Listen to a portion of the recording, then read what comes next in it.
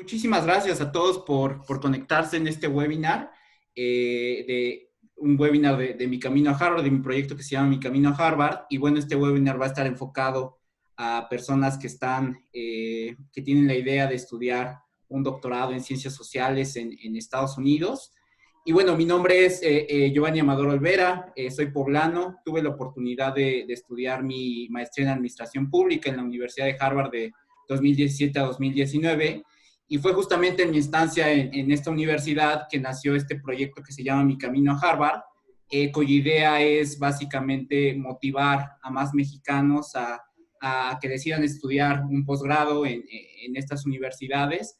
Y bueno, a través de las historias de nuestros invitados, eso pretendemos, tratar de informarlos, pero también tratar de motivarlos a tomar este paso, que creo yo es un paso pues bastante bueno y digamos, bueno para la vida profesional, pero también para la vida personal. Entonces, el día de hoy contamos con la presencia de Viridiana Ríos, quien estudió su doctorado en gobierno en la Universidad de Harvard de 2007 a 2013. Ella es académica, es analista política, y bueno, nos va a contar un poquito de su vida. Rápidamente, como va a estar estructurado este webinar, ya para entrar de lleno con Viri, vamos a dividirla en tres. La estructura va a ser, Viri nos va a platicar un poco del antes, de haber entrado a su doctorado, un poco de su vida personal, de su vida profesional, un poco de sus razones por la que ella decidió estudiar un doctorado en Estados Unidos.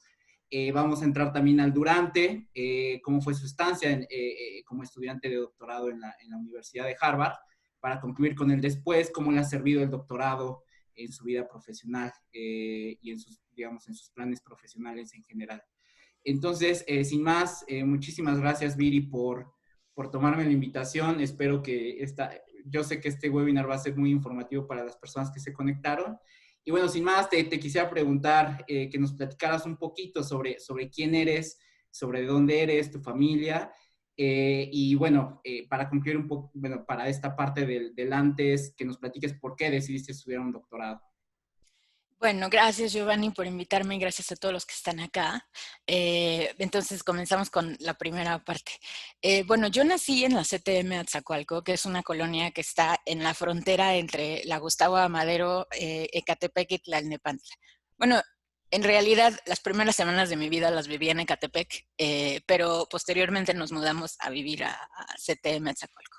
Entonces, pues o sea, realmente mi vida creo fue la vida de una pues niña muy traviesa, porque yo era terrible. Y entonces creo que me motivaba mucho, creo que tengo una curiosidad muy innata y me motivaba mucho a aprender y el saber. No me gustaba tanto la disciplina, por ejemplo, entonces no, yo siempre era de las que me sacaba 0 en conducta, pero 10 en todo el resto.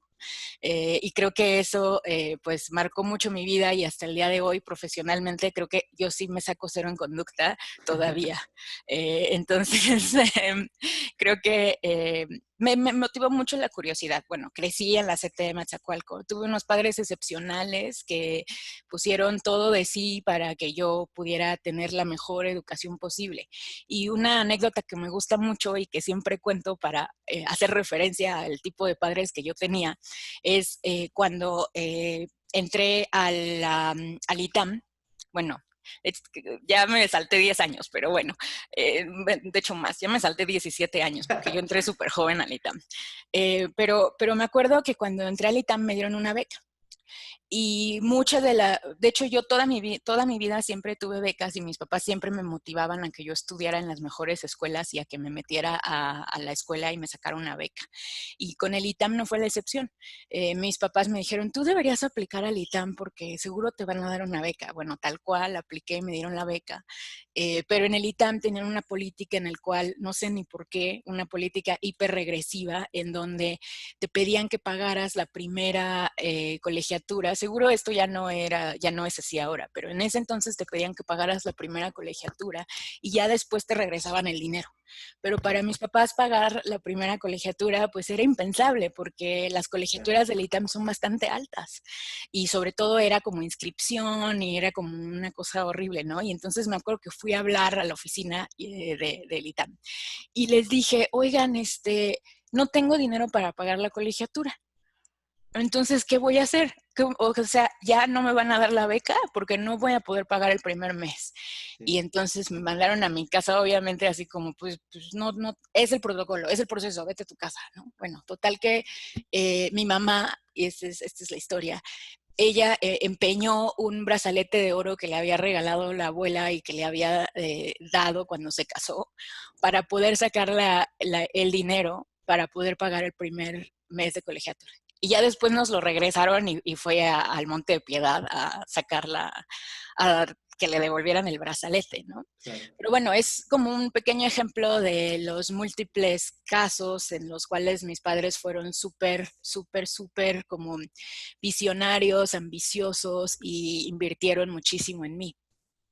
Entiendo. Oye, Viri, ¿por qué ciencia política? Entiendo que en la licenciatura estudiaste ciencia política. ¿Qué es lo que te llamaba, digo, Viri de 17 años? ¿Por qué decidió estudiar esa carrera? Bueno, yo decidí primero estudiar periodismo, yo quería ser periodista. Entonces me metí a la UAM Xochimilco, que de hecho fue uno de los momentos más felices de mi vida, porque me encantaba la UAM Xochimilco y mis amigos eran súper buena onda. Después cuando entré al ITAM dije, ay no, esta gente no es tan buena onda como la de la UAM Xochimilco. Era verdad.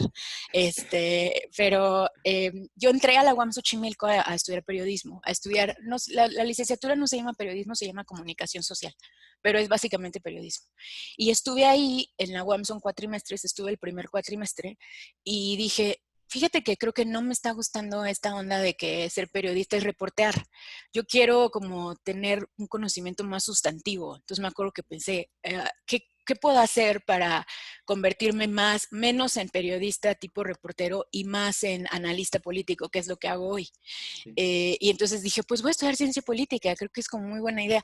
De hecho, yo intenté estudiar economía y me acuerdo que llegué a la oficina de consejo, de consejo escolar y les dije, ¿y qué es la economía? Me dijeron, pues es así como ciencia social, pero con matemáticas. Y yo dije, ok, pues mejor no, se suena mejor la historia, ¿no?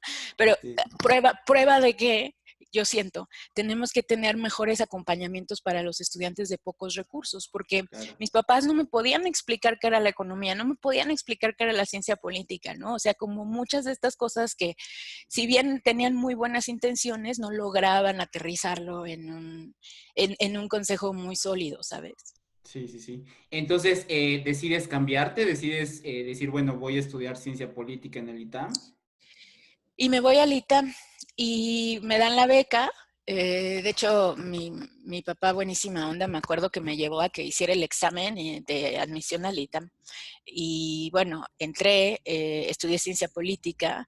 Fue un momento de muchísimo aprendizaje y creo que una de las primeras grandes lecciones que tengo para alguien que quiera hacer un doctorado en Harvard o donde sea, es que tienes que crear una relación muy cercana con tus profesores, porque la academia, al final del día un doctorado se hace para quedarse en la academia.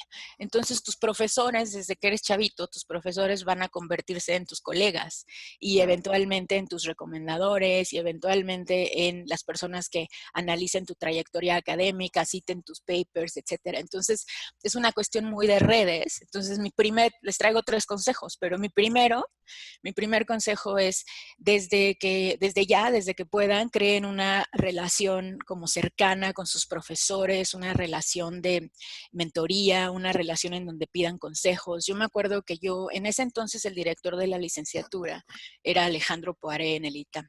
Y yo me Él acuerdo estudió que yo me allá. acerqué con él, sí, yo me acerqué con él y le dije, oye, estoy buscando trabajo y ya me metí no me acuerdo cuál era el nombre de la bolsa online, y le dije, yo tenía, no sé, pues 19 años, y le dije, y no encuentro trabajo para gente que estudió ciencia política, entonces no sé cómo se busca trabajo. Yo estaba pensando que esos trabajos se anunciaban pues en la bolsa así online como anuncian para ingenieros, ¿no? Sí. Y me dijo, no, no, es que ahí no vas a encontrar, ahí no están estas chambas, déjame te pongo en contacto con un profesor, colega mío, Todd Eisenstadt, que es profesor todavía al día de hoy en American University, y él te va a ayudar a que pues a que puedas, él está buscando un asistente de investigación, me dijo. Y entonces, bueno, fui asistente de investigación de Todd por prácticamente la gran mayoría de la licenciatura. Entonces, eso me ayudó a que posteriormente las personas que me recomendaron para ir a Harvard fue Todd Eisenstadt, Alejandro Poiré también, que era el director de la licenciatura, y otro profesor del ITAM. Entonces es muy importante cultivar relaciones como muy sólidas con los profesores. Buenísimo, Viri. Oye, entonces terminas la carrera en el ITAM. Bueno, como comentas, ya habías empezado a trabajar como asistente de investigación. Me gustaría saber un poco, una vez que te gradúas, qué es lo que empiezas a hacer y cómo es que surge esta idea del doctorado. Para muchas personas es como un camino que toma tiempo el descubrir que quieren estudiar un doctorado. No sé si fue en tu caso o desde que ya habías trabajado como asistente de investigación ya tenías muy claro que querías hacerlo. No, yo me di cuenta, bueno, me di cuenta muy pronto. Yo creo que yo me di cuenta como en el tercer semestre de la carrera que yo quería estudiar un doctorado en Harvard. Y fue motivo, y fue así.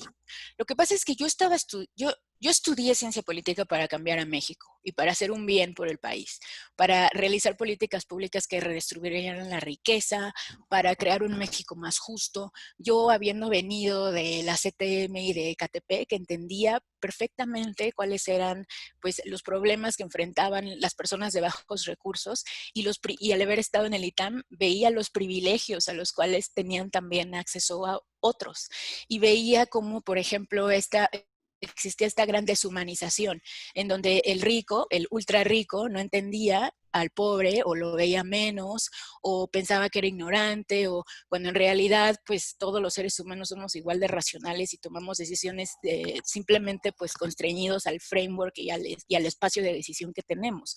Y también deshumanizaba al otro lado de la distribución del ingreso, en donde las personas más vulnerables no entendían la vida del rico, la idealizaban, no entendían las razones que tomaban, etcétera, ¿no? Entonces, sumergida en esta realidad de desigualdades y de ambivalencias y de malos entendidos y de una política además en ese entonces muy brutal, porque esto era el fin del foxismo y el inicio el fin del foxismo, los últimos años de Fox. Y entonces ahí ya nos habíamos como un poco como desencantado con la idea de que lo único que se necesitaba era una transición democrática. O sea, la transición democrática fue muy buena en el 2000, pero ya para el 2004 ya todo el mundo decía, oye, pues no, o sea, el país no Claro, creas que va muchísimo mejor, ¿no? claro, Y sí, esto no está avanzando como creímos, porque la Fox ganó bajo la idea de que ya con eso México iba a ser un país desarrollado, ¿no?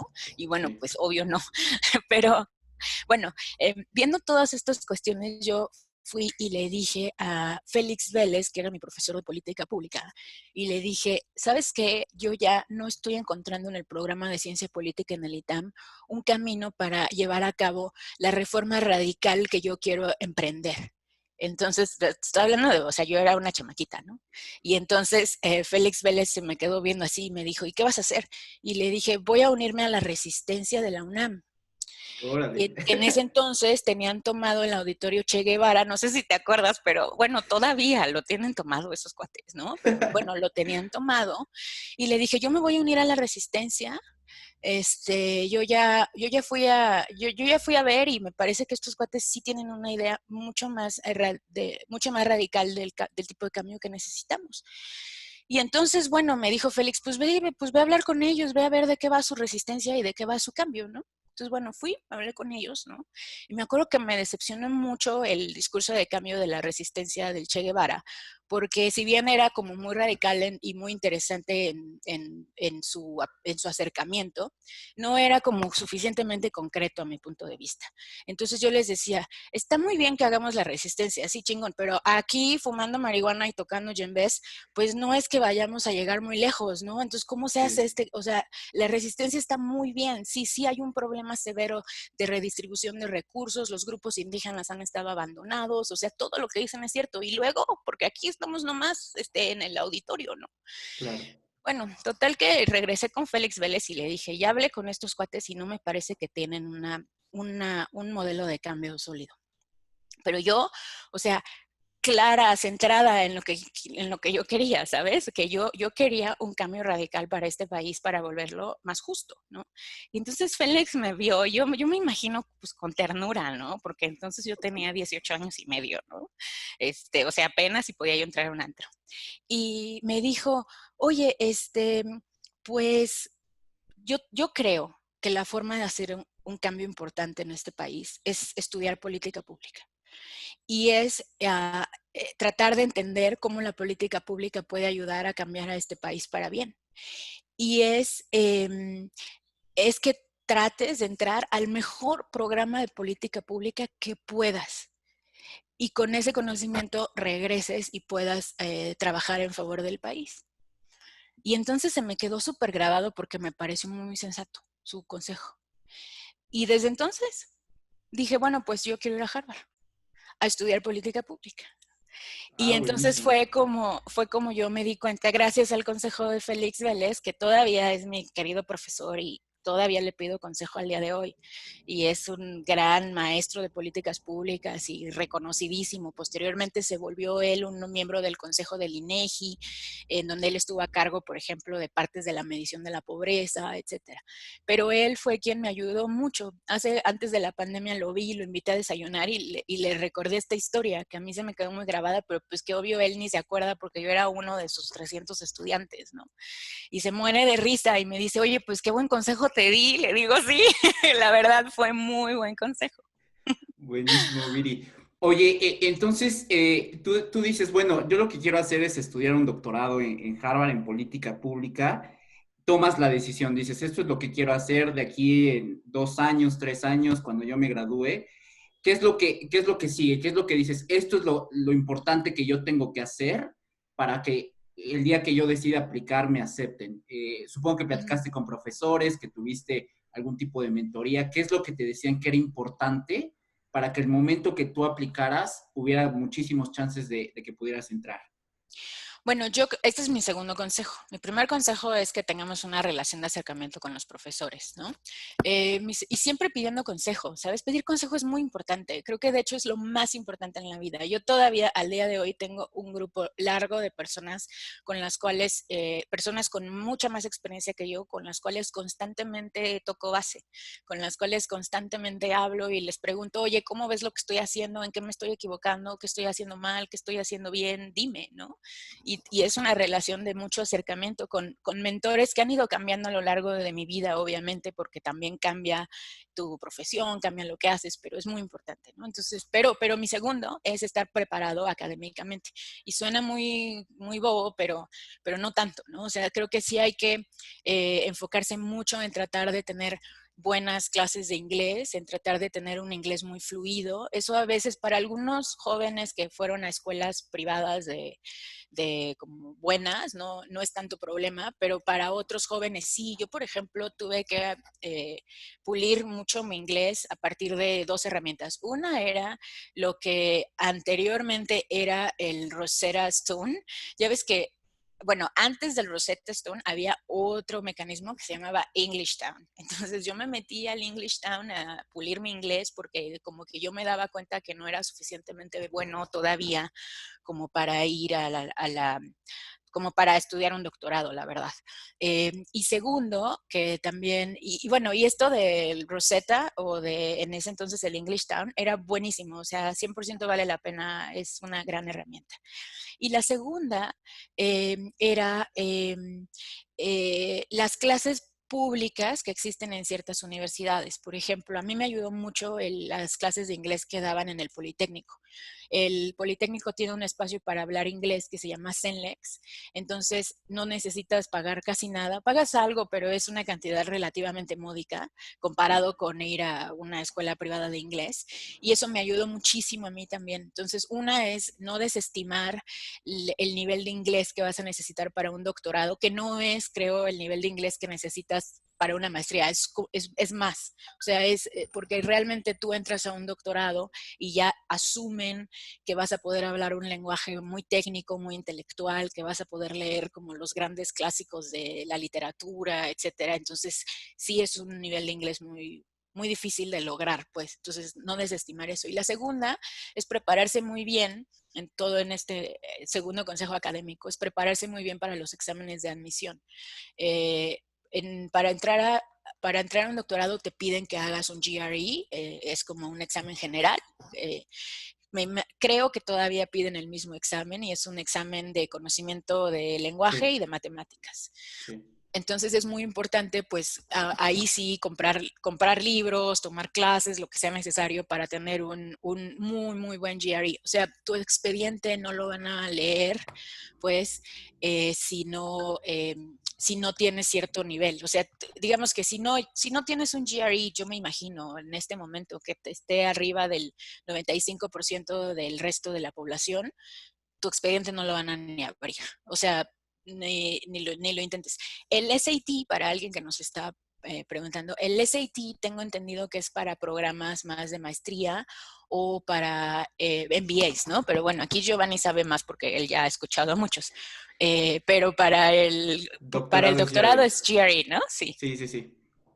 Y Pues también bueno, el yo TOEFL, hice mi ¿no? GRE, Los dos. el TOEFL, ajá. Yo hice mi GRE, la verdad me fue súper bien. Yo quedé muy, o sea, trabajé durísimo en el GRE, ¿sabes? O sea, estudié muchísimo, pero me quedé muy impresionada. O sea, me saqué un GRE prácticamente perfecto y me acuerdo cuando me dieron la calificación, yo lloraba, yo decía, no sé qué hice, pero algo bien, algo bien he hecho en la vida porque me fue súper bien. Y creo que eso me abrió muchas puertas. Porque pues eso permitió que se leyera mi expediente. Yo entré a Harvard y entré a Harvard, entré a UCLA, entré a NYU, entré a Stanford, me parece. O sea, entré como a una docena distintas de universidades. Ahorita les platico el proceso de aplicación, que es muy importante, y creo que o sea, realmente lo que me dio el punto de entrada fue haber tenido un GRE tan bueno.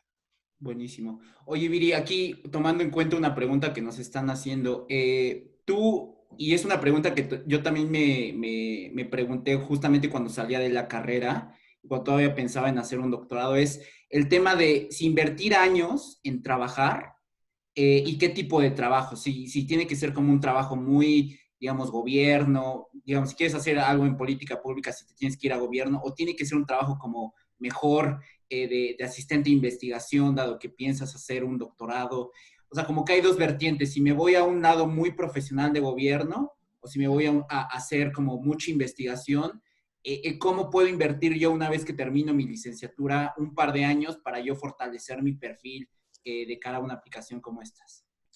Bueno, si quieren hacer un doctorado, yo no le recomiendo hacer un doctorado a nadie, honestamente. No es una recomendación que yo le dé a nadie. Yo creo que las maestrías son mejor inversión del tiempo. Pero si quieren hacer un doctorado, que significa que quieren ser académicos, entonces no vale la pena entrar al mercado laboral. Ok, Porque al mercado laboral tradicional. Porque lo que están buscando en los doctorados, sobre todo ahora que hay una hiperespecialización en la academia, lo que están buscando son personas que sepan hacer investigación. Y eso no se aprende en un trabajo, sino que se aprende de la mano de académicos, porque el tipo de investigación que tú haces aplicada en un trabajo no tiene nada que ver, o bueno, tiene algunas herramientas comunes, pero no tiene mucho más que ver con la academia. La academia es un gremio que lo que hace es construir conocimiento. Entonces, no está necesariamente interesada, por ejemplo, en los problemas de la realidad contemporánea, está más interesada en, por ejemplo, responder a académicos previos y estudios previos. Entonces, el conocimiento se construye a partir de entender como el espectro de qué están haciendo los otros académicos y cómo yo puedo contribuir dentro de ese espacio, ¿no? Entonces, para conocer ese espacio, pues eso no te lo va a dar, o sea, en un trabajo no vas a estar leyendo papers, o en la gran mayoría de los trabajos no vas a estar haciendo eso. claro. Entonces, aquí la inversión, creo, correcta es volverte asistente de investigación de alguien, tratar de publicar un paper o tratar de tener una tesis muy atractiva en términos de que sea muy cutting edge en lo que estás utilizando como investigación. Mi tesis, por ejemplo, de licenciatura, estudió a los grupos indígenas con métodos cuantitativos, a los grupos indígenas de Oaxaca por medio de un estudio cuantitativo. Y esto es algo que en esa época era muy cutting edge porque se empezaba a hacer como social, se empezaba a hacer ciencia política más cuantitativa cada vez y era como muy interesante aplicarla a áreas, digamos, por ejemplo, indigenismo, a áreas que típicamente nunca habían sido eh, investigadas con estos métodos. Entonces, ahora yo no hice eso, ¿no? Ese es el consejo que yo les daría, pero yo no hice eso. Yo terminé la licenciatura y como a mí siempre me motivó el cambio social y todo lo que ya Estabas les en conté, Cedesol, ¿no? me fui a Cedesol. Y de Sí. hecho, Félix Vélez, en ese entonces, quien me había dado el consejo, estaba en Cedesol también. Entonces, en Cedesol conocí a varias personas que después, bueno, grandes amigos que todavía son mis mentores. Eh, pero bueno, yo trabajé 2 años, un poquito más de 2 años en Cedesol. Y ahí en mis tardes libres estudiaba para el GRE y pulía mi inglés, todo lo que ya les conté, y presenté mi aplicación. Es muy Buenísimo. importante que la aplicación, si quieres paso a mi tercer consejo, Me muy gustaría importante. preguntarte, Viri, rápidamente antes de que pasemos al tercer punto, es sobre la maestría. ¿Tú crees que es bueno hacer una maestría antes de irse al doctorado? No, No. no, por la misma razón que ya les comenté. Ok. Los doctorados son para hacer academia, entonces incluso el doctorado viene, al menos el doctorado en Estados Unidos, que es distinto del doctorado en Europa, pero el Sí, doctorado en Estados Unidos ya viene con un grado de maestría. sí. Entonces el doctorado son 5 años. Los 2 primeros años haces una maestría. Yo tengo una maestría en Government de Harvard y el resto del tiempo ya es para el doctorado, o sea, la investigación que eventualmente culmina en una tesis. Alguien me Ok. preguntó por qué creo yo que es mejor estudiar La una maestría. maestría que Sí. un doctorado. Sí. Bueno, porque el mercado laboral es mucho más amplio y las herramientas que adquieres en el doctorado no son, o sea, no son distintas de las que podrías adquirir en una maestría con un buen programa. Entonces, por ejemplo, dicen, no, es que necesito un doctorado porque quiero hacer análisis cuantitativo. Sí, pero hoy la Universidad de Chicago tiene un gran programa de análisis cuantitativo a nivel maestría, ¿no? O quiero hacer análisis de política pública, sí, pero pues a lo mejor las herramientas de la Kennedy School, que es la escuela de maestrías en Harvard, tiene, o sea, todas esas herramientas las puedes adquirir ahí. En cambio, cuando tú tienes un doctorado, como que te perfilas muchísimo hacia volverte académico y el mercado académico es muy estrecho. No hay suficientes plazas para académicos, entonces la realidad es que la gran mayoría de las personas que estudian un doctorado terminan, yo creo, un poco frustrados porque muchos de ellos no logran tener un trabajo en una universidad suficientemente buena o en una ciudad buena, ¿no? Luego a veces sí te ofrecen chambas, pero en una ciudad que no te gusta o en una zona rural o etcétera, ¿no? O también, entonces te vuelves digamos que te vuelves una persona que está demasiado educada para el mercado tradicional, pero cuyo mercado es muy estrecho. Yo Claro. recomiendo más las maestrías. Yo te preguntaba esto de la maestría porque entiendo que los 2 primeros años son bastante pesados de un doctorado, donde ves pues mucho análisis cuantitativo y requiere como que tengas una formación bastante sólida en términos cuantitativos. Y muchas personas por no tener como una preparación sólida previa, pues sí lo sufren bastante los 2 primeros años. Entonces, no como digamos como pase de entrada, pero digamos como una forma de llegar mejor preparado. Por eso te hacía la pregunta de si creías que era conveniente estudiar una maestría en México antes de poder aspirar a una de estas. Igual entiendo que son hiper competitivos los procesos en un doctorado, entonces incluso como diferenciador entre candidatos, no sé si una maestría podría como impulsar tu candidatura versus otro que no trae maestría. Pues yo creo que no. Ok, O sea, obviamente creo que hay que tomar consejo de distintas personas. Yo creo que no, porque al contrario, se percibe como que hay una división muy clara, al menos como en la mente de los académicos, entre lo que son los practitioners, o sea, la gente que hace política pública, y los académicos, que son la gente que piensa, los thinkers, ¿no? sí, Entonces, en esta diferencia entre practitioner y thinker, cuando ven a alguien que tiene una maestría, lo que ven es a alguien que quería ser un practitioner, no ven a alguien que quería ser un académico. entiendo. Entonces, eso creo que al contrario, o sea, incluso en personas muy ortodoxas puede llegar a ser un problema, ¿no? Más que una ventaja. Sí, ok, buenísimo. Entonces, digamos, decides aplicar a Harvard ya una vez habiendo, te graduaste del ITAM, trabajaste un tiempo en Cedesol, hiciste cuestiones de investigación, decides aplicar. Si quieres, entonces entramos al proceso de aplicación. Y sobre el proceso de aplicación me gustaría tratar tres temas, que es el tema de los ensayos. Las cartas de recomendación, digo, ya platicaste un poco cuál fue tu estrategia de gente con la que habías trabajado, hecho investigación, profesores.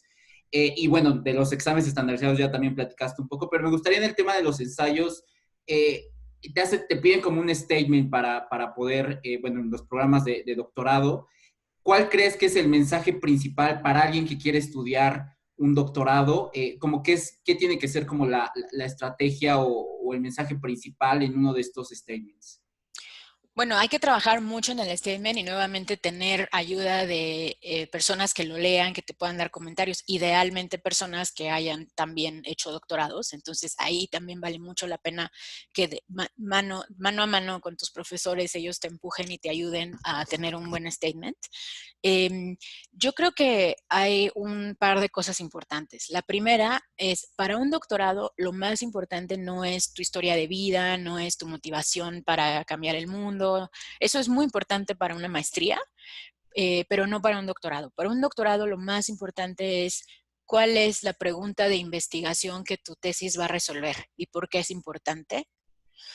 Y dos, cómo los miembros de la facultad de ese lugar al que estás aplicando pueden ayudarte a ti a resolver esa pregunta, ¿no? O cómo tú puedes contribuir con la investigación de estas personas, como creando equipo, ¿no? Entonces, eh, es un tipo de statement completamente distinto de los statements para hacer un MBA o para hacer una maestría, ¿no? Sí, Entonces, ¿qué es lo que hay que hacer? Bueno, lo que hay que hacer es tener mucha claridad de dos cosas. Lo primera es, ¿cuáles son las preguntas que se está haciendo al día de hoy la ciencia política, en este caso, la disciplina a la cual tú estás aplicando, o la economía o la política pública? ¿Cuáles son las principales preguntas que están en el aire? Y para eso, pues hay que leer, por ejemplo, los journals. Hay en Google Scholar, hay una parte como de statistics donde tú puedes darle clic y ver por disciplina cuáles son los mejores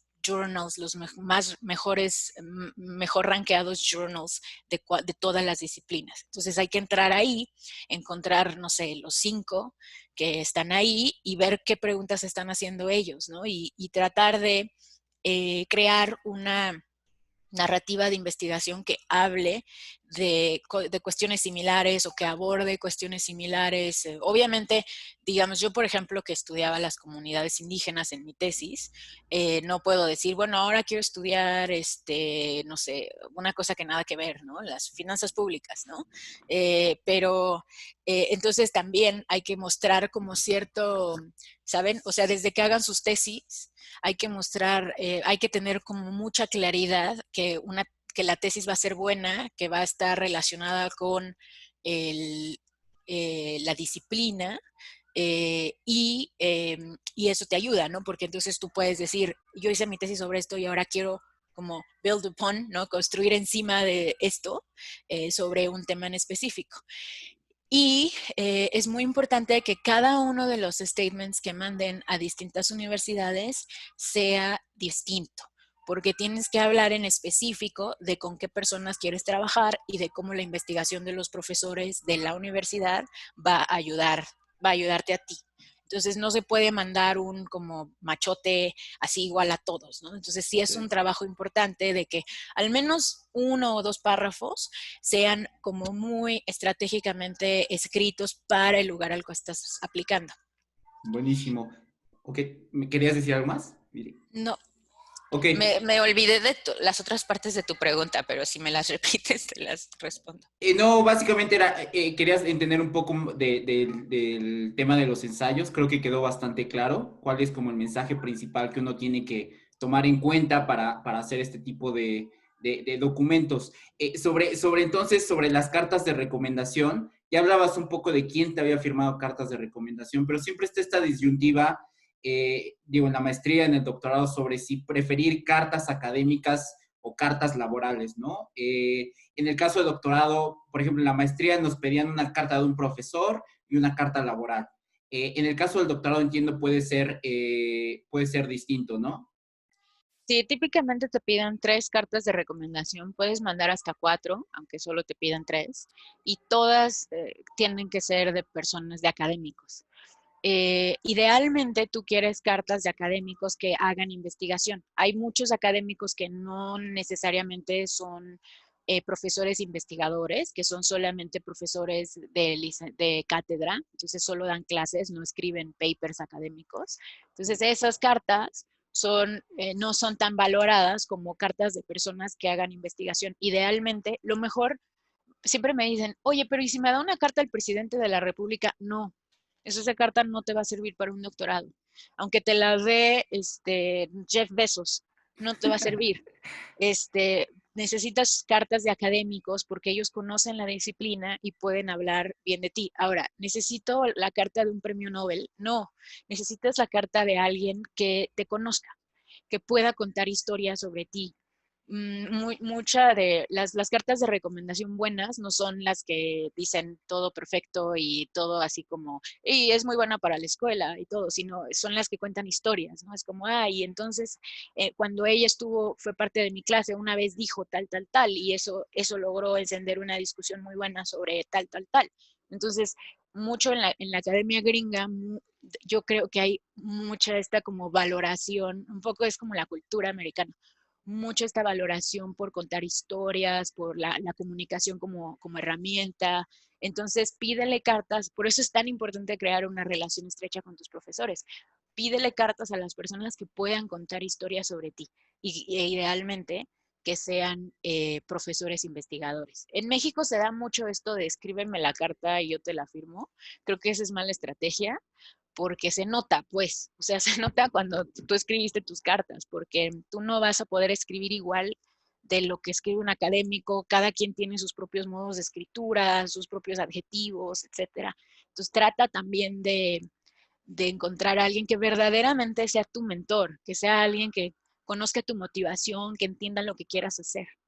En tu caso, todos fueron profesores de la universidad, entiendo. Todos fueron profesores de la universidad. Me pregunta alguien, saliendo de la licenciatura, ¿puedo aplicar al doctorado? Sí, de hecho eso es lo ideal. Lo ideal, lo que todo el mundo hace, al menos recientemente en Estados Unidos, es aplicar al doctorado en el último año de la licenciatura. Entonces, prácticamente, pues es como una extensión directa de la licenciatura. O sea, ¿tú hubieras omitido esos 2 años que estuviste trabajando antes de aplicar? No, yo no, porque a mí me enriquecieron enormemente. O sea, Ok, pero en lo personal, ¿sabes? O sea, pero si me dijeras, o si te hubieras quedado 5 años, probablemente ya ni hubiera hecho un doctorado, porque tampoco, o sea, un doctorado es un compromiso de 5 o 6 años. claro. Entonces, ya cuando tienes, no sé, 30 o tal, o más, ya no te lo quieres echar. Entonces, yo me fui súper chavita al doctorado. Creo que tenía 24 cuando llegué a Boston ya a estudiar. Que para los gringos es una edad, pues normal, ¿no? 23, 24 años. Sí, exactamente, pero no, yo creo que ahora incluso llegan más jóvenes, o sea, porque justo terminan la licenciatura puntual a los 21, 22 y entran de inmediato. Entiendo. Entonces, sí, es directo. Sí, me dicen, Perfecto. es muy competitivo. Sí, es súper competitivo y es mucho trabajo. O sea, no es fácil, es una cosa muy difícil, pero pues vale la pena intentar, ¿no? O sea, aún si no sale, ya si sale, ya ganaste. Y si no, pues perdiste unos meses de tu vida, ¿no? Pero y ya. Oye, bueno, ya platicamos de los ensayos, ya platicamos de las cartas de recomendación, ya mencionabas un poco sobre tus exámenes estandarizados que dices que son muy importantes, que es como un requisito de entrada, pues que le prestan muchísima atención. Un poco cómo fue tu preparación. Platicabas que en el trabajo tenías como estos chances en las noches de estudiar el GRE, de estudiar el TOEFL, que son los dos exámenes que te piden. Sí, y los fines de semana, ¿no? Ahora, mi trabajo en Cedesol fue súper enriquecedor, fue súper bonito, me tocó ir a varias comunidades, entender cómo funcionaba la política social. Yo tenía además un jefe maravilloso que después se volvió mi amigo y mi mentor. Entonces, creo que me enriqueció muchísimo mi trabajo, pero no es, o sea, digamos que las habilidades que yo aprendí en Cedesol, que son habilidades de profesionista, no necesariamente son las mismas habilidades para para eventualmente ser un académico. Y que Perfecto. es una crítica muy grande, Giovanni, a la academia, ¿no? Que se vuelve, es como, justo están creando personas que son muy buenas para la escuela, que le entran muy, muy duro a la investigación, pero que nunca han tenido necesariamente un contacto con la vida profesional más real, ¿no? Por llamarlo de algún modo. Pero entonces se contradice un poco el punto que dices, porque, o sea, tú recomiendas quizás estudiar la licenciatura e irte a aplicar al doctorado, pero en tu caso dices, bueno, en lo personal creo que estos 2 años sí fueron bastante buenos para mí, o sea, entonces al final tú no recomendarías o sí lo recomendarías. Pues yo creo que para una persona muy seria, lo que pasa es que a mí, creo que con toda honestidad, nunca, o sea, la investigación me gusta mucho, la hago muchísimo, pero mi motivación era como muy aplicada, ¿no? O sea, era Entiendo, lograr hacer algo. Entonces, para mí, que soy un perfil más ortodoxo, me ayudó mucho porque me hizo entender cómo funcionaba el claro, mundo, todo eso. Pero la verdad es que, o sea, si ustedes quieren hacer un doctorado y están 100% seguros que quieren ser académicos, pues ya denle, no pierdan el tiempo, porque no, o sea, no hay tiempo que perder para empezar a hacer investigación más seria. entiendo. Oye, Viri, ¿y cómo fue el día que recibiste tu carta de aceptación de Harvard? Ay, bien bonito. Casi lloro. Bueno, más bien lloré. Y tus papás también se emocionaron mucho, Le me hablé a imagino. mi papá. Yo vivía en la Cuauhtémoc entonces, en la Ciudad de México. Sí. Y yo vivía con mi novio de entonces, y que ya no es mi novio ahora. Pero entonces me acuerdo que llegó la carta. Fíjate que llegó en papel, ¿eh? Según me acuerdo. Ah, no, no es cierto. Me mandaron un correo electrónico. Y me acuerdo que me mandaron el correo electrónico y inmediatamente le hablé a mi papá y yo ya llorando, ¿no? Entonces le hablo a mi papá y me dice, ¿qué te pasó? Porque le hablo llorando, ¿no? Yo sí, papá, y me dice, ¿qué te pasó? ¿Estás bien? Y yo, sí, me acaban de aceptar en Harvard. No, no, qué No, cosa. buenísimo. Estábamos súper contentos. Mi papá obviamente me dijo, yo lo sabía desde el kinder que ibas a entrar a Harvard. Y yo, pues yo no sabía, güey, por eso, pero sí, fue súper bonito. O sea, me acuerdo todavía y me pone la piel chinita. Y me acuerdo que pensé, ya cuando me tranquilicé un poquito y dejé de llorar, pensé, qué gran responsabilidad. Pensé, qué gran responsabilidad, qué gran regalo, ¿no? O sea, esto es una puerta Sí, para hacer cosas importantes. Y me dio como muchísimo, sí, sentí que se me subieron 10 costales de cemento a los hombros, ¿sabes? Dije, sí, Dios santo, ¿y ahora qué se hace? ¿Esto cómo se come? claro. No, buenísimo, buenísimo. Y también tu mamá, me imagino que muy contenta. Sí, a mi mamá también le hablé y súper contenta, también súper, súper bonito. Sí, es una experiencia bastante bonita y que no se olvida.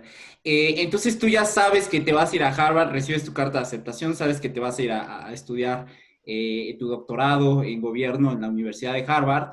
Y entonces viene el tema del financiamiento. En una maestría, por lo regular, tienes que hacer como un pool de financiamiento. Es un poco más complicado porque no hay como muchas fuentes.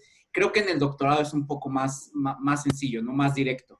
Sí, la gran mayoría de los doctorados son 100% pagados, que fue para mí una motivación también para tratar de hacer un doctorado y no una maestría.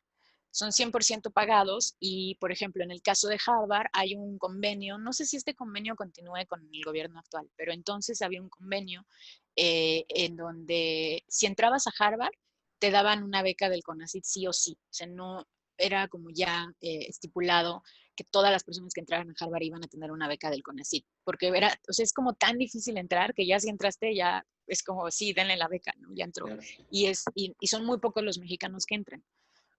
a los programas doctorales. Sí, Entonces, bueno, a mí me dio una beca Harvard y el CONACYT con este convenio.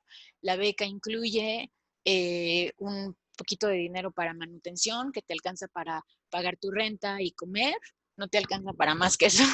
Eh, y, eh, y te pagan, y bueno, y la colegiatura no te la cobran, ¿no? O sea, se paga la colegiatura.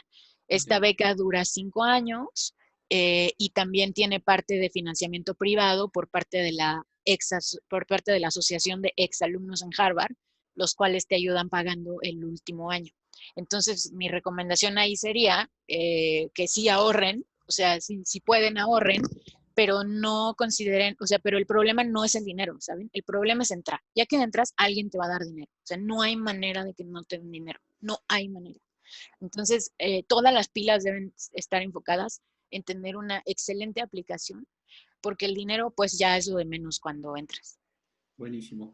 Entonces, si quieres, pasamos al tema del durante y sobre tu estancia en la universidad en el doctorado. Y ahí me gustaría dividirlo en dos, el tema de dentro del salón de clases y fuera del salón de clases.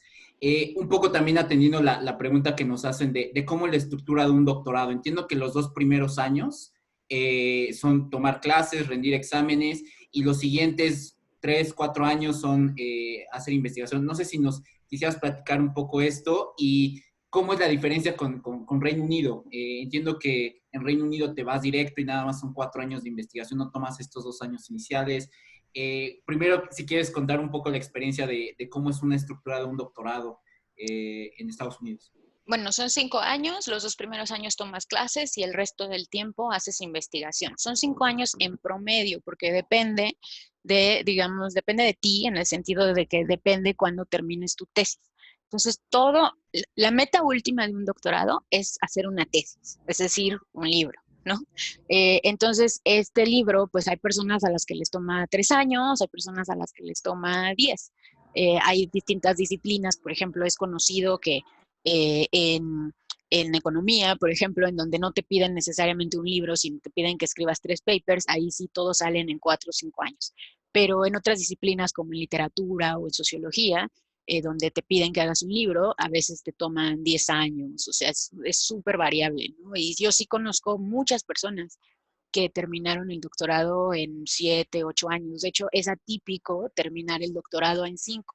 Yo fui un caso muy atípico del que terminó en 5, porque yo era así como voy, venzo y conquisto, ¿no? Y ya me salgo y me regreso a México, ¿no? Pero sí, es que yo siempre fui como de mucha voluntad. Entonces, desde chavita, ¿no? Ya ves que yo quería hacer la revolución. Entonces, eh, sí es muy difícil.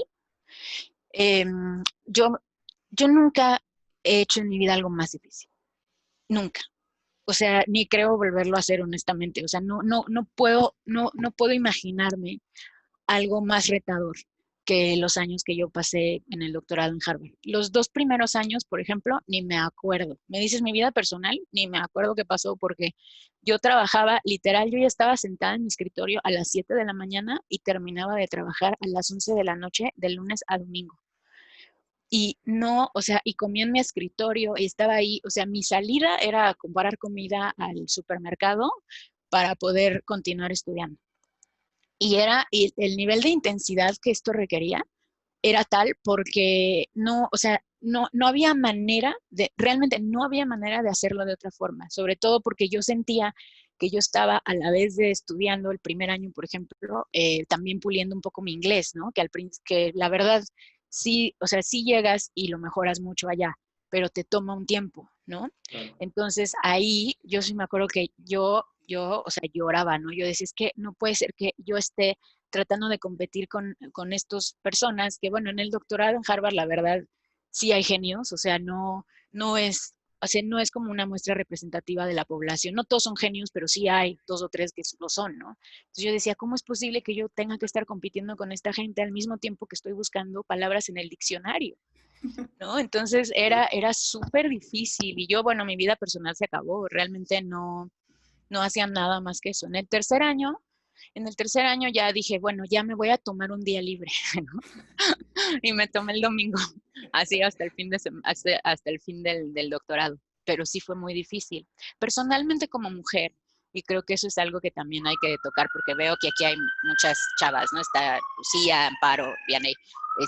Creo que es muy difícil. Está pasando una ambulancia, ¿me escuchan?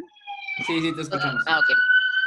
Es una decisión muy difícil, porque yo, por ejemplo, tenía un novio, con el que yo vivía, que no lo aceptaron en Harvard. Y entonces me dijo, pues es que si te vas a ir sin mí, ¿no? Y fue una decisión súper difícil para mí y todo el mundo me decía, no, deja al galán, después te vas a encontrar otro, ¿no? Pero para mí una decisión muy difícil porque además si te vas sola, ¿no? En mi caso, sí, en mi caso no logramos, a pesar de que continuamos la relación de larga distancia, no logramos mantenerla para todo el tiempo. Y es un momento de mucha soledad, es un momento de mucha presión, es un momento además en el que de repente, pues ya cuando llevas 3, 4 años en el doctorado, ya tus amigas ya están casándose, ya están como teniendo una vida personal mucho más rica y amplia, y pues tú no, o sea, tú sigues en la escuela. Y es como o sea, creo que para las mujeres es muy difícil. A veces me preguntan, ¿por qué hay tan pocas mujeres en el doctorado? Bueno, una es obviamente el patriarcado, pero la otra es que es muy difícil realmente como decir, bueno, yo voy a pagar mis años 20 y los voy a invertir por completo en esto, ¿no? Porque me puede tomar 5 o 10 años.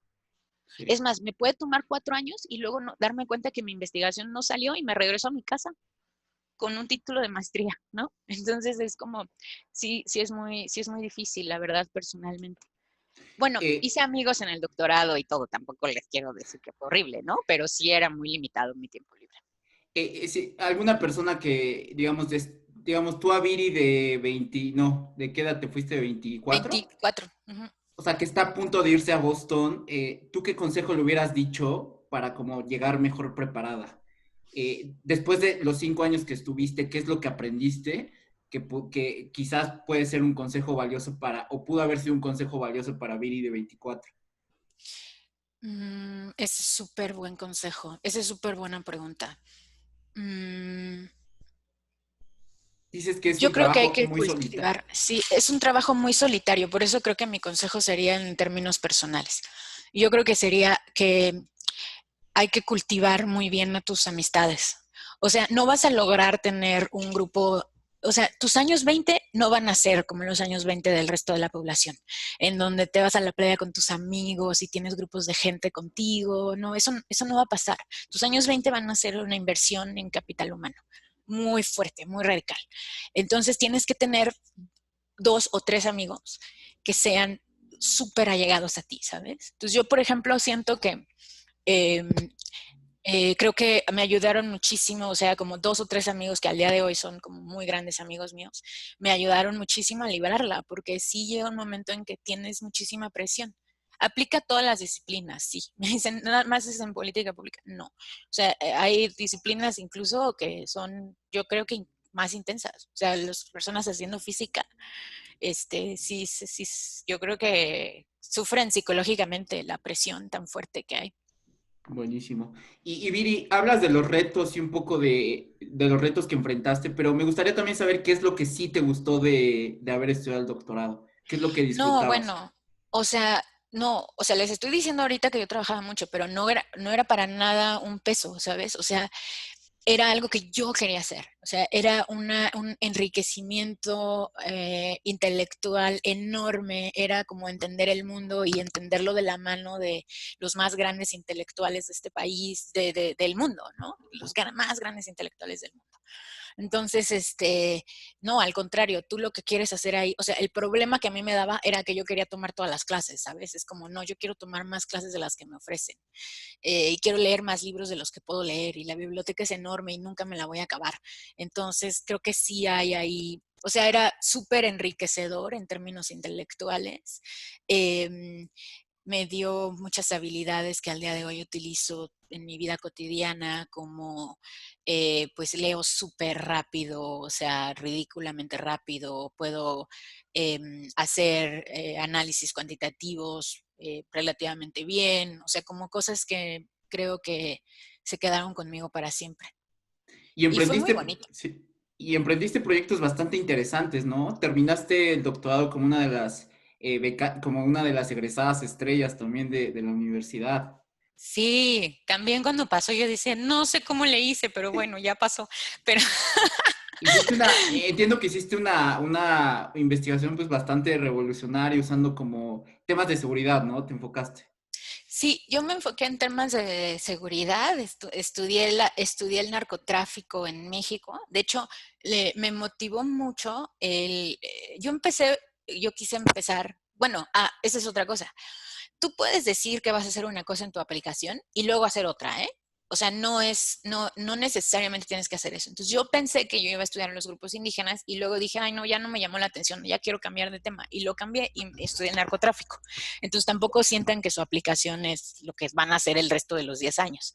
Entonces, yo estudié el narcotráfico, hice un, entonces hicimos un algoritmo, junto con un amigo de Harvard, ingeniero, hicimos un algoritmo que leía todo lo que estaba publicado en Internet, blogs, sitios web, sitios de noticias, y identificaba dónde operaban o dónde se decía que había operado grupos del crimen organizado. Entonces, ¿dónde opera Sinaloa? ¿Dónde opera Tijuana? Los cárteles, ¿no? Y eso fue como parte de mi tesis. Y se volvió súper conocido el algoritmo. A la fecha Sí. todavía mucha gente lo utiliza, los datos, etcétera. Esa no fue mi tesis, ese fue como un como side job que hice ahí Tenías un cuando fin de semana estaba. libre, Viri, y Tenía dijiste, un me fin de voy a meter. semana libre. No, es que bueno, también en el, ya no me hagas burla, pero lo que pasa es que terminas haciendo un chorro de cosas, pues, o sea, Claro. no sabes cuál va a pegar, ¿no? Porque estás tratando de una cosa muy bonita y una historia muy bonita, es cuando te gradúas, ¿no? Porque tú solo te vas a graduar de un doctorado si lograste contribuir con el conocimiento. O sea, si lograste encontrar algo que la humanidad no sabía anteriormente, ¿no? O sea, el estándar, al menos en Harvard, no sé si se hacen todos, pero el estándar es altísimo, ¿no? O sea, es como o sea, es como ser sí, como un descubridor, como un científico, ¿no? Tienes que Claro. descubrir algo. Entonces me acuerdo cuando me gradué, hay una ceremonia muy bonita, cada año se gradúan como 15, 17 personas del doctorado.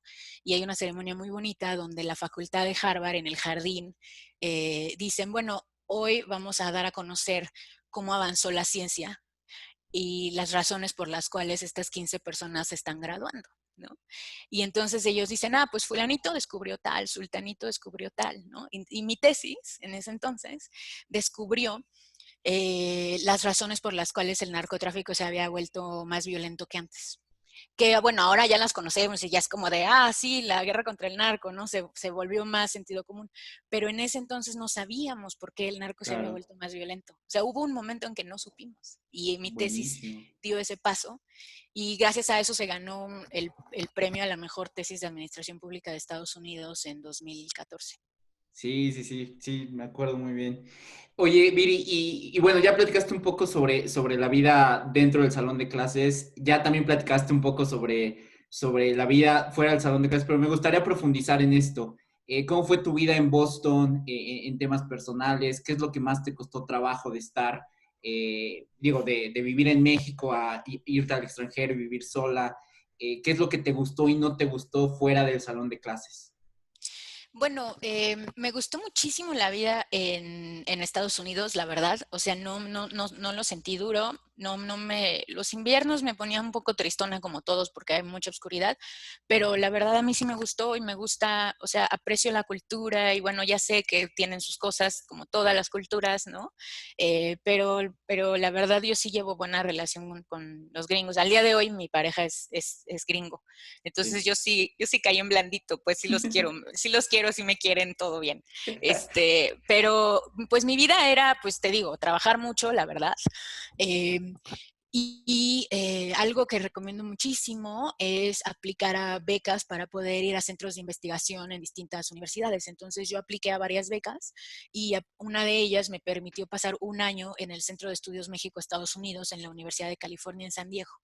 Y bueno, San Diego fue uno de los momentos más felices de mi vida, porque, bueno, los gringos californianos no se parecen en nada a los bostonianos. Los bostonianos son como más como intelectuales y más enojones y más secos.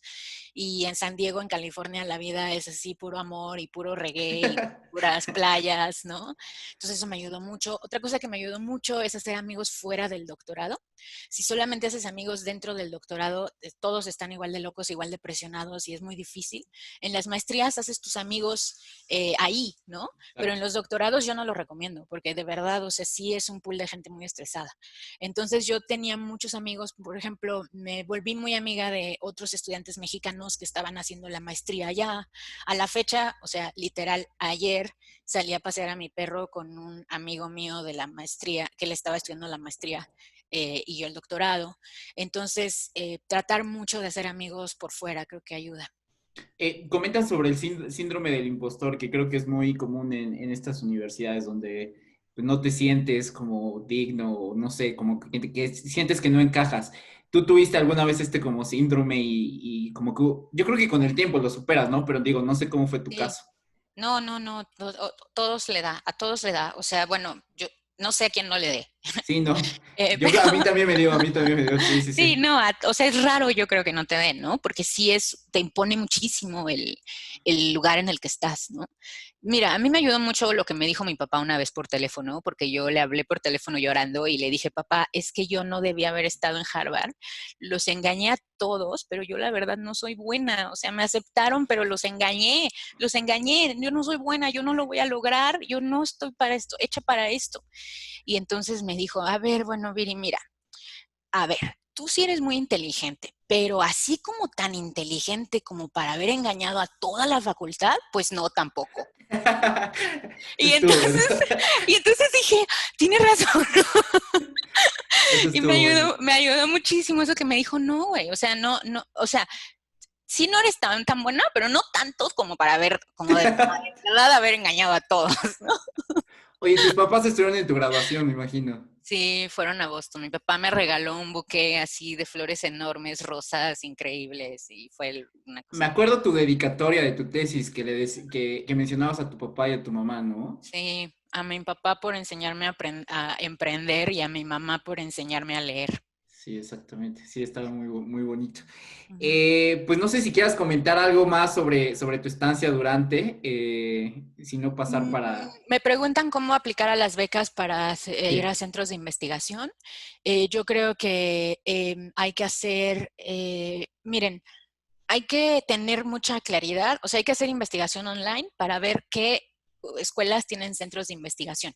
Y una vez que lo haces, te das cuenta de que básicamente, por ejemplo, está UCSD, que tiene un centro de estudios latinoamericanos, está, no sé, un par de universidades como Georgetown, y una vez que sabes eso, eh, pues tú te metes ahí y ahí están las aplicaciones. O sea, realmente es como otra vez el proceso de aplicar, todo, tienes que hacer tu statement y todo, pero vale muchísimo la pena porque creas, creas amistades y creas ligas profesionales fuera de Harvard. O sea, en Harvard ya vas a estar ahí 6 años sí o sí, ¿no?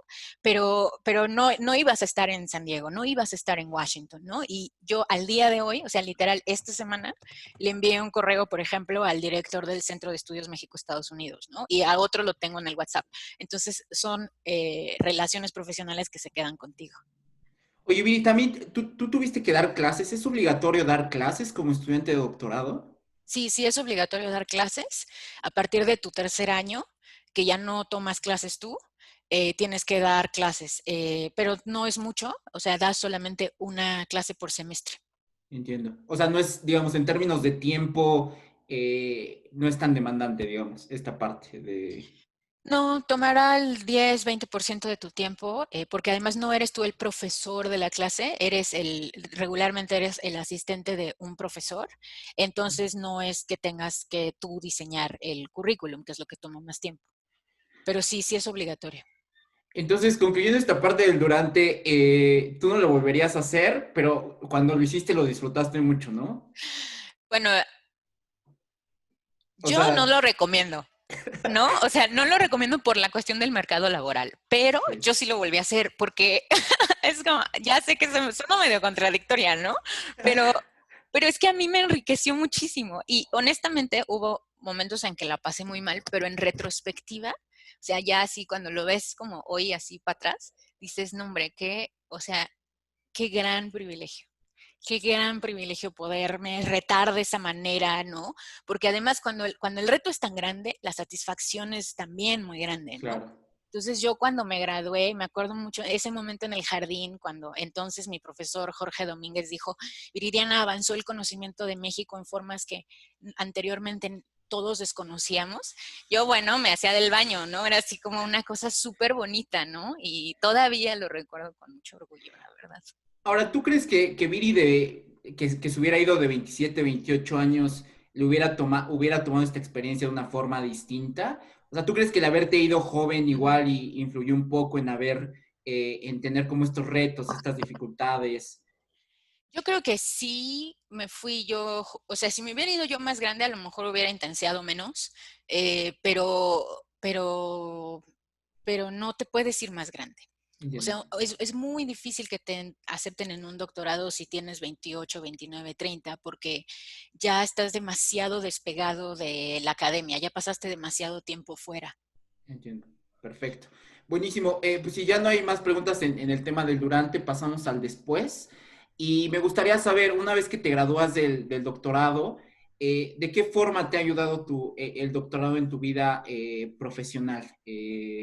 Durante estos años que has estado, digo, regresaste a México, o más bien, ¿qué hiciste después de egresar del doctorado y cómo te ha funcionado tu doctorado en tu vida profesional? Bueno, después de egresar, yo como que no estaba 100% segura de quererme dedicar 100% a la academia, entonces apliqué a un como espectro amplio de trabajos, tanto en la academia como fuera de la academia.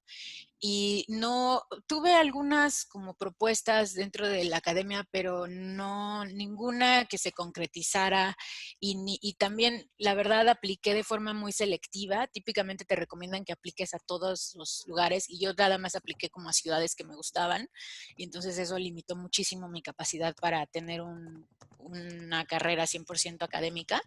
Entonces regresé y trabajé en gobierno. Estuve trabajando como asesora en la Secretaría de Hacienda, estuve muy poquito tiempo, por razones políticas decidí que mejor no. Y bueno, después de eso, me metí a hacer una cosa que me encantó, que fue dirigir y abrir un think tank que se llama México, ¿cómo México vamos? Cómo Sí, Vamos, donde conocí a Giovanni. sí. Y ese fue realmente mi primer trabajo después del doctorado. O sea, realmente creo que esa fue la primera vez en la cual yo sí le dediqué un tiempo largo y fuerte a, pues justo a ya una labor profesional de tiempo completo. Y estuve en México, como vamos, un par de años, una experiencia súper bonita porque pues ahí era investigación mucho más aplicada, era más cuestiones de impacto, era además como muy relacionado con entender México y sus diferencias estatales, entonces era muy bonito. Eh, Sí, después de eso, ajá.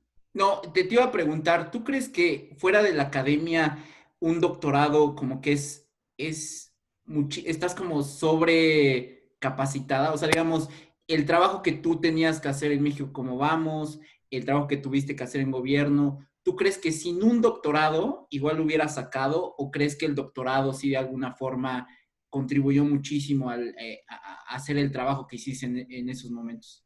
Bueno, uno nunca sabe, ¿no? O sea, no hay contrafactual, pero Claro, yo creo que una buena maestría, es justo lo que les comentaba, yo creo que una buena maestría te da habilidades suficientes, ¿no? Incluso entiendo. te da habilidades distintas. Por ejemplo, en una maestría te enseñan más de cómo administrar, de cómo ser un buen, no sé, un buen CEO, de cómo comunicar, de cómo tener liderazgo, ¿no? Y todas esas habilidades, por ejemplo, no las adquieres en el doctorado, a menos de que tú tomes las clases por tu cuenta. ¿No? Yo tomé algunas de las clases por mi cuenta, pero pues era como una pérdida de tiempo porque en realidad lo que ellos quieren es que tú tomes, que tú investigues, ¿no? Entonces, yo creo que el doctorado me dio muchas habilidades, ¿no? Que sí utilizo.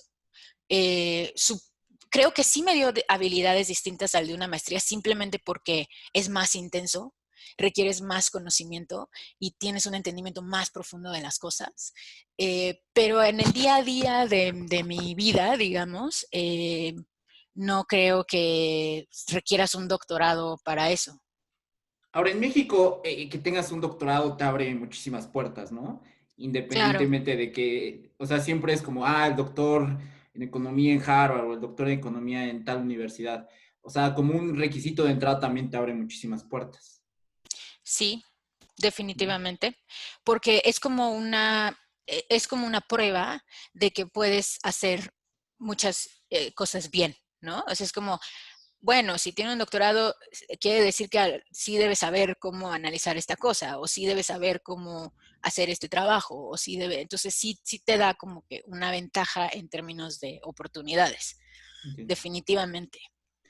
Platicabas que entonces estuviste en México como vamos y posterior a eso, Posterior a eso, me fui a escribir mi libro que se llama The Missing Reform al Wilson Center. Entonces estuve viviendo en Washington y desde entonces pues he estado como transitando más hacia volverme más lo que hago actualmente, ser analista política, ser periodista, hacer más análisis político. Mi libro The Missing Reform fue un libro editado, de varios capítulos con varios distintos autores por ejemplo, ahí tratamos de identificar cuáles son los principales problemas de México en términos de Estado de Derecho y cómo pueden resolverse. Entonces ya como que empecé a gravitar más hacia como dejar atrás ya completamente la academia y gravitar más hacia volverme ya una analista política de tiempo completo. Y en esas estoy ese hasta es hoy. ahí donde Viri Revolucionaria ha encontrado la forma de hacer la revolución. No creo.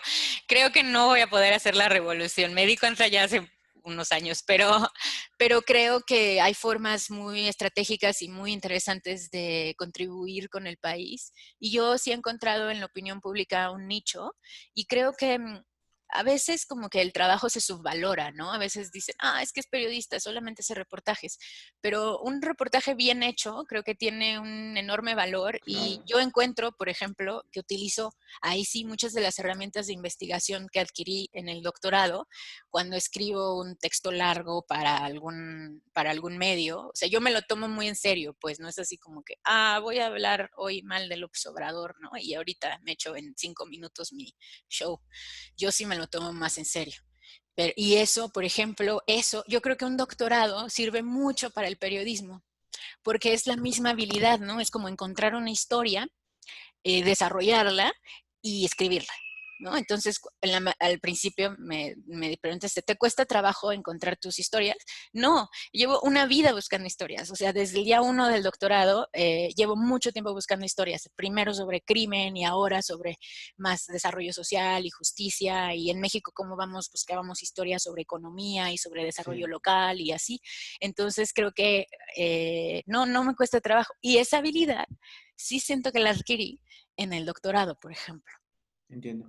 ¿Ves en el futuro ves Viri trabajando en gobierno, en sector público? ¿Crees que hay Pues espacio para alguien con un doctorado en Harvard? O sea, sí, digamos, lo que te ofrece el sector público, un doctorado podría ser muy bien aprovechado ahí. sí, o sea, definitivamente, es que un doctorado yo creo puede ser aprovechado en todos lados. O sea, no, o sea, es una herramienta de vida, ¿no? Es porque Sí, un doctorado te enseña a pensar con claridad. O sea, eso es lo que tú tienes. Tienes una habilidad para ver un fenómeno, digerirlo, clasificarlo y entenderlo, ¿no? Y esa habilidad, y la desarrollas así rapidísimo, ¿no? Entonces, o sea, como te vuelves muy sharp en esa habilidad. Entonces, esa habilidad, pues obviamente se necesita en el sector público, pero también se necesita en el sector privado. Yo, por ejemplo, tengo amigos del doctorado de Harvard que trabajan en Facebook, ¿sabes? Que trabajan en Google, que trabajan, o sea, incluso cuando te gradúas, McKinsey, por ejemplo, tiene muchísimas ganas de contratar doctores, gente con doctorado, justo porque como que complementan muy bien a las personas que son más prácticas, ¿no? Y ayudan a entender los fenómenos de manera distinta, el fenómeno en este caso de los negocios, ¿no? Claro. De las inversiones. Entonces, sí, o sea, no quiero tampoco que todos aquí digan, no, ya, pobre Viri. No, no, tampoco. O sea, fue una gran habilidad que sirve muchísimo.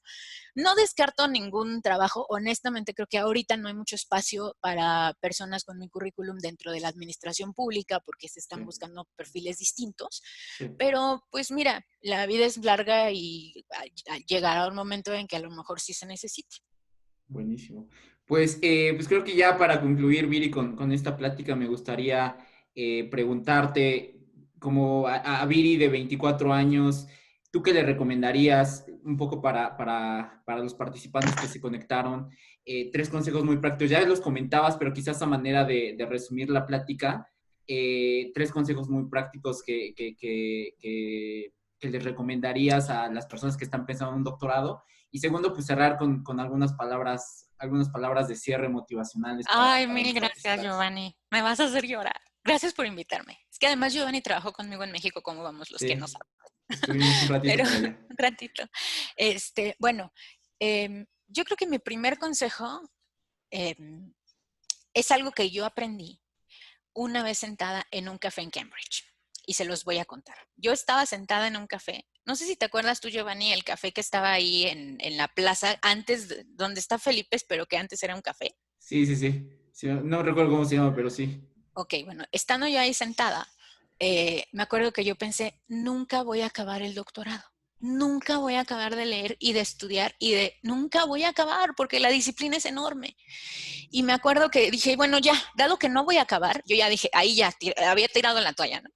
Dado que no voy a acabar, ya voy a mejor leer el periódico. Y me agarré el New York Times y ahí había una historia entonces eran las Olimpiadas y era una chava que era gimnasta y se había sacado la medalla de oro. Y entonces le preguntaban, oye, ¿y cómo lograste sacarte la medalla de oro si el año pasado te rompiste el pie? Y entonces contaba la historia de cómo había sido súper duro y ella sentía, igual que yo, sentía que no lo iba a lograr, pero bueno, la terapia y lo hizo poco a poco.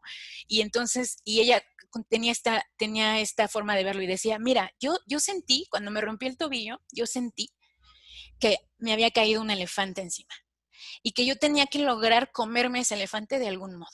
Y entonces me dije a mí misma, ¿cómo se come un elefante?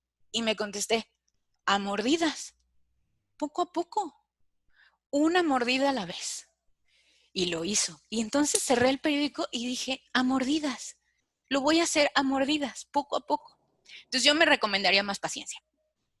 Más paciencia, o sea, lo vas a lograr, lo vas a terminar, no te desesperes, o sea, simplemente continúa con mucha responsabilidad, pero sí se logra, o sea, a mordidas.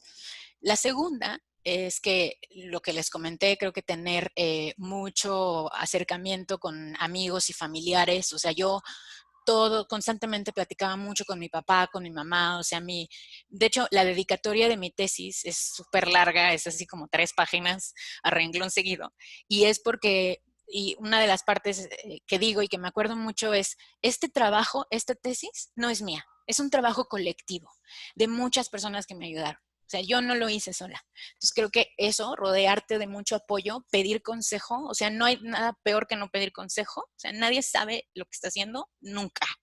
O sea, tú tienes que asumir que siempre es mejor pedir consejo. Y tercero, pues déjame pensar qué creo que sería. Creo que como mujer, y ahí sería un consejo sobre todo para las chavas, creo que es muy importante no dejarte intimidar por los hombres, porque los hombres en los doctorados son súper asertivos y como sus mamás siempre les dijeron que eran lo mejor, entonces ellos siempre sienten que saben y hablan como si supieran y todo, y las mujeres no, creo que todavía no tenemos ese nivel de asertividad por cómo nos educan, ¿no?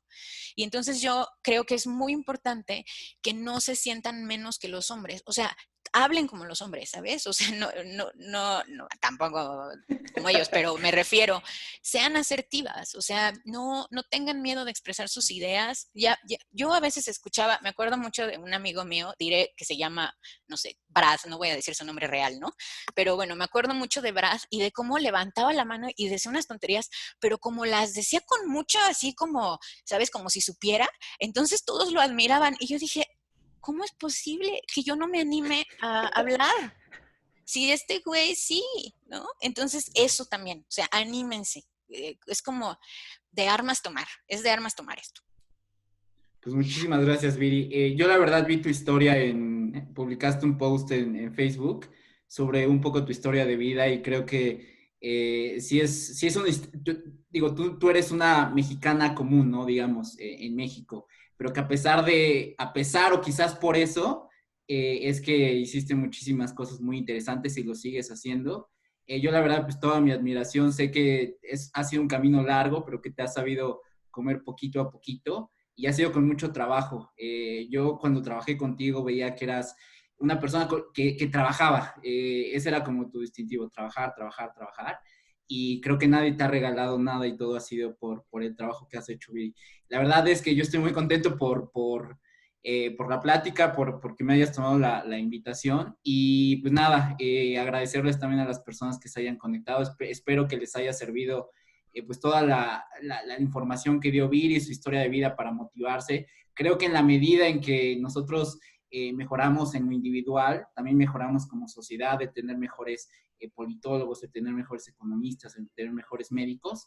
Y creo pues, que ustedes decidan tomar este paso, que a veces es el más complicado, creerse que es posible estudiar en estas universidades.